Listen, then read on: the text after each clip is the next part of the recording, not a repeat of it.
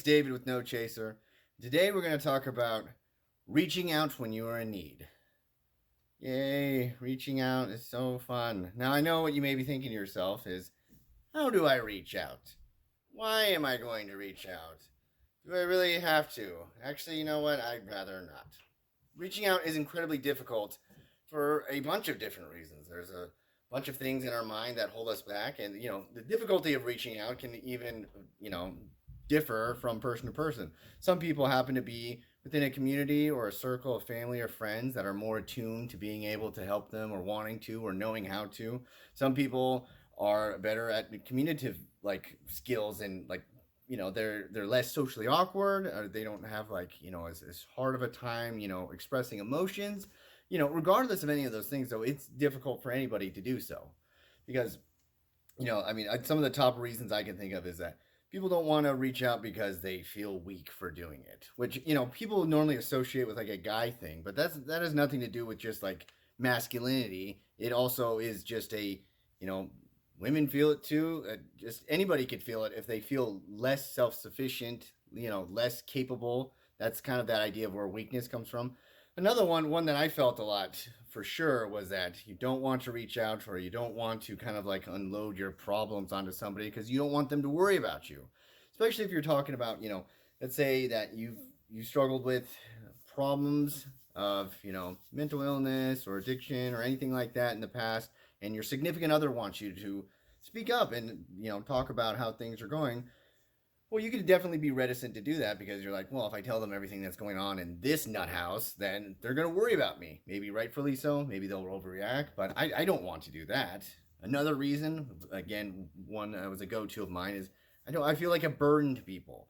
I don't want to be to tell them these things that are going on inside my mind. I don't want to be a dark cloud over people's lives, or when I'm with friends, I want to be hanging out, and I want things to be cool. I don't want to inject some of this inner turmoil into that situation, or God, I'm not talking to coworkers. And by the way, depending on the work environment you do have, that might be what's prudent to do. It just depends on how close you are, what type of dynamics you have with some of your coworkers. It can be difficult too, because sometimes, especially if you get a more depressive, pessimistic view of things, you're like, nobody's going to be able to help me. Why even do this? Why even go through this difficult thing? Is they're not going to understand. That's a big one. They're not going to understand, or they don't have the knowledge to, fix what's right. Or I don't even know what I want. I don't even know what I'd want to get from this thing. Why even bother doing this? And I think that tail end of that one highlights a certain thing that holds, that certainly has held me back from reaching out, and that was that idea of I don't know how they're going to fix this. And that was error number one I made, was that if I in my mind reaching out, the other person or just the act or experience of itself needs to fix the thing. That's a incredibly unrealistic kind of mindset, or certainly a bad expectation, because that's just not. People see counselors all the time and trained therapists, and they don't fix things. Why would you think that your boyfriend, girlfriend, friend, close confidant, whoever, why would you think this interaction is going to fix whatever issue is going on in your mind, or whatever has been going on in your life? Going back to the other one of, I don't want to burden them with these sort of things, or certainly I don't want to unload. I don't want to put in this kind of negative mindset, or just these bad thoughts, or this I don't want to do that. I'd rather be the life of the party. I'd rather shove all that stuff down and just try to play it off. And I think what I had realized is that I just had a bad conception of what it meant to reach out. Trying to do that for me, it was no, I don't have to just unload stuff. I don't need to dump stuff on other people. I can talk about it in a way where it doesn't have to be a venting session. The funny thing is, in my life, is that I've noticed that when it comes to venting, I actually just reserve it for tiny, more inconsequential stuff, just being put on hold, or some crap I had to deal with the insurance company, or something about traffic. It's actually bigger, more significant things. I found it more helpful to not go that route, to actually make it a sort of dialogue, and then I know that, and this was probably one of the most difficult things I've had to work on. It's still like really need to work on and find it hard. Is that I always had this, I had this perception that this reaching out, just the act of it, is like this break in case of emergency sort of thing, or like pulling of the ripcord, or just like some sort of like very acute usage of it, where it's like times are really tough. I'm thinking I'm in this really dark place, or I want to drink, or any of like the big reasons, and it had to be like code red or something to do this. And one, I've realized that that doesn't really work for me, and if I let it build up that much, I'm 100% not going to do it.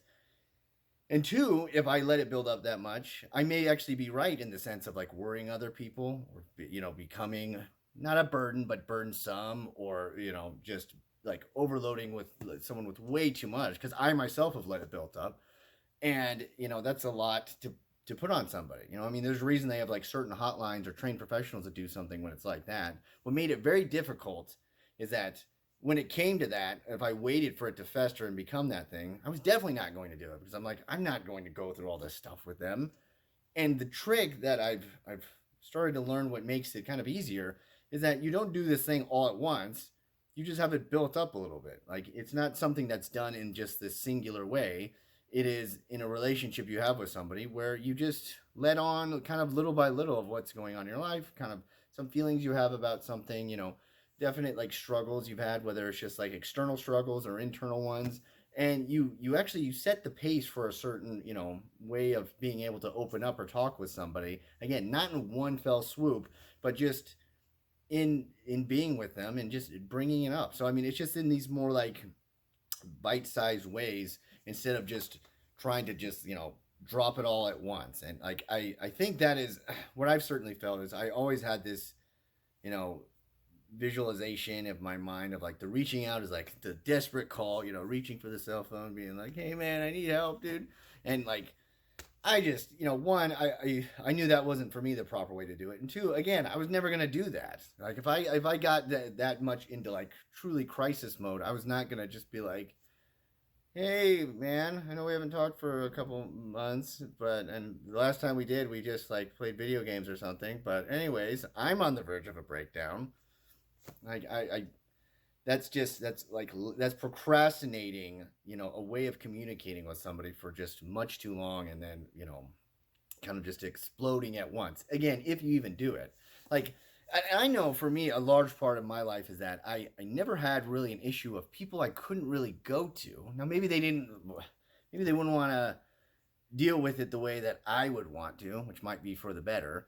But like, it wasn't an issue of like resources by any means through a large part of my life. Even if I isolated myself like a whole bunch, it was just not wanting to do it. Again, it was those things: if I don't want to be a burden, or I want to solve this myself, or I want to this, and this. I kind of want it to be my way, or especially if you're in drinking or addiction or anything like that. So I know for sure sometimes I didn't want to reach out or tell people what was going on, and I tell myself that it says like, oh, I don't want to worry them, or I don't want them to like let them into my world, or like become a burden on them or anything like that. The reality is, if I really investigated it, it was that I didn't want to tell them, because if I told them my secret, then I'm expected to stop drinking or using. And I don't want to do that. So, that's, I think, again, this is another area of where having self-awareness is important too. It's like, if you're in a place where, let's go to more of a mental health factor, where you've been despondent, and you've been like even cold towards people, or you've just been very distant. And maybe you have, especially if that's people you live with, whether it's your family or significant other or roommates or whoever. I like, if someone like comes out to you and they ask what's going on, I think it is so important. I know it was for me to like actually use those opportunities, because it can be so difficult to really instigate the conversation. And just to be able to like have an opportunity, everything in my head's just being like, it's fine, it's fine, it's fine. Tell them it's fine. Tell them it's good. I don't want to get into this. But the truth is, I never want to get into this. And if you have somebody that's actually extending a hand, just like being able to seize that opportunity was important. And one thing that helped me be able to do that was I actually started like visualizing what that would look like almost kind of mentally preparing for if I was going through some stuff and people are way more aware of what's going on with you, even if you think you're keeping it like close to the vest, people are very aware of, I mean, especially people you've been with long term, they know your mannerisms, they know kind of your demeanor, what your natural sort of state is. Even if your natural state is a little bit more depressive, they know when things are kind of off. And so they know that about you. And I would just kind of try to visualize if like I get the opportunity, if I really am just feeling out of sorts and I feel like I'm like going down in a hole, if this person says something to me, what am I going to say back? If I'm actually going to have some like, form of honesty and some communication with them, what am I going to say back? And again, it doesn't have to be like I kept thinking in my mind where it's just like I gotta like unveil a certain secret or like tell them just every like graphic sort of detail of the troubling like nature of my mind. And it didn't have to be like that. But I mean, if I would go back to one thing that's helped me the most is just kind of keeping just a small little like open line of communication to where when if I did have to reach out for help, or if I really wanted to talk to somebody if I was struggling, it wouldn't be this huge surprise or this unveiling of this big thing that was going on, because I'd left open again a certain dialogue with them where I was being, and again, this thing like it can sound like so dramatic at times, but like, just for like one example with like one of my friends is that they were asking how I was doing, and like even recently I've been doing pretty good, but just kind of in like a slump, kind of with motivation and kind of mood and stuff, and they were just asking like, hey man, what's been up? I'm like, yeah, I've been feeling like shit, dude. I don't want to do anything, and I mean I'm just kind of going through this stuff, but man, it's been kind of crummy. And they're like, oh really, what's and then the conversation kind of proceeded from there. Again, it wasn't so serious or anything like that, and I didn't like fully back away like, oh never mind, pretend I didn't say that. But I also didn't go like full steam ahead and start this catastrophe of a conversation. And it was just little stuff like that, and just having even just these mini conversations along the way before it's built up into this big thing where it becomes this desperate 911 call. I know that's at least what's helped for me, and regardless, it's reaching out for help is incredibly difficult. So if you can try to visualize it and practice it in some sort of way, or just make the act of itself easier, just in these little forms, or taking opportunities when they come, I would suggest do that. It's what's helped me. I've in no way perfected it, and I still hate doing it, but I keep doing it because it's helpful. If you like this like rant, I swear I'm not even jacked up on coffee. I just am talking fast. But if you like this video, check out the others. Like, subscribe, share, do all the things with the internet stuff or whatever. And other than that, I hope you are well.